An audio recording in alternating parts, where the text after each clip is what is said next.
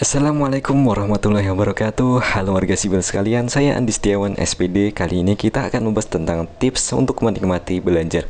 Seringkali kita merasa malas dalam memulai belajar. Rasa malas ini jika dibiarkan saja akan susah dihilangkan dan akan berbuah menjadi karakter.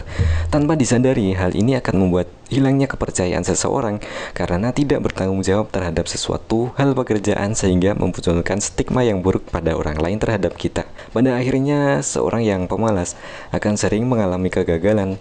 Kemudian pertanyaan-pertanyaan mengenai relevansi materi pelajaran terhadap karir kedepannya yang sangat rendah. Lantas kenapa harus giat belajar bahwa dunia kerja tidak banyak membutuhkan materi-materi ini?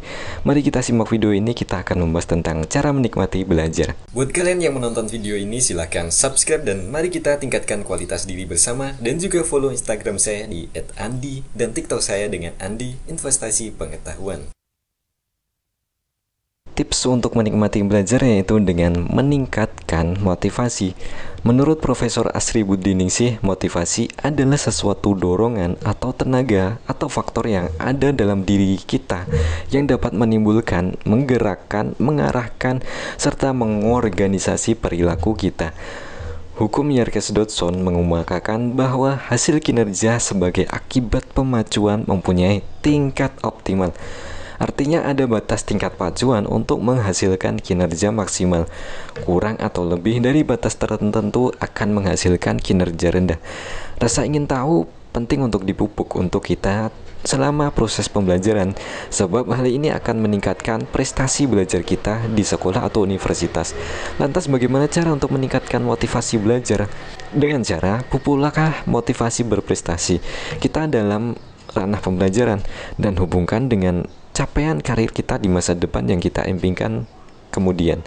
Bila kita bisa meningkatkan motivasi berprestasi dalam diri kita, akan semakin berupaya keras untuk berhasil dan berusaha gigih dalam belajar lagi. Kemudian tips untuk menikmati belajar yaitu dengan memutar musik yang kita sukai sebagai latar belakang. Sebab manfaat mendengarkan musik untuk kesehatan maupun tubuh kita secara keseluruhan sangat besar. Musik dinilai dapat meredakan stres, membuat kita menjadi lebih semangat, dan bahkan dapat membantu meredakan nyeri. Para ilmuwan dari University of Missouri setuju bahwa mendengarkan musik dapat memperbaiki mood orang-orang yang mendengarkannya. Penelitian yang dipublikasikan dalam The Journal of Positive Psychology ini mengungkapkan bahwa perbaikan mood dan penurunan tingkat stres tampak terlihat setelah 2 minggu rutin mendengarkan musik. Berdasarkan apa yang dipublikasikan para peneliti dari McGill University di Montreal, Amerika Serikat, mengatakan bahwa mendengarkan musik membuat mood kita terpengaruh karena musik membuat tubuh menghasilkan dopamin dalam diri kita. Menghasilkan dopamin dalam kata lain cairan yang ada dalam otak yang menghasilkan rasa senang, sedih, marah, kecewa, dan lain-lain. Meningkatkan dopamin ini dalam otak yang merespon musik membuktikan bahwa manusia mendapat kesenangan setelah mendengarkan musik. Untuk menghindari gangguan dari musik selama kita belajar, maka putar hanya sebagai latar belakang dengan suara yang sedang dan usahakan gunakan musik-musik klasik. Selanjutnya, tips untuk menikmati belajar yaitu dengan menguasai gaya belajar kita. Dalam memahami materi pelajaran yang kita terima, tentu memiliki preferensi yang berbeda-beda antara orang lain.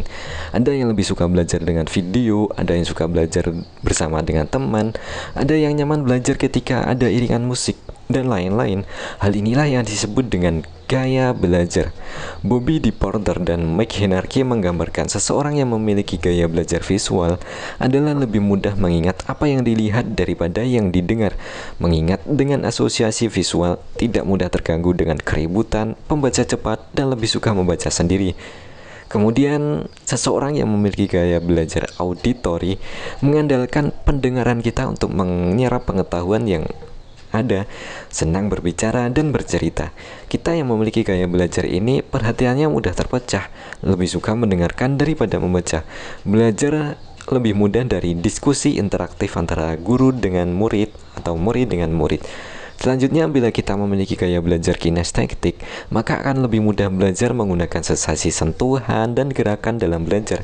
Kita yang memiliki gaya belajar kinestetik akan selalu berorientasi pada fisik dan banyak bergerak, dan nyaman belajar melalui praktik, kemudian cara menghafalnya dengan berjalan dan melihat-lihat.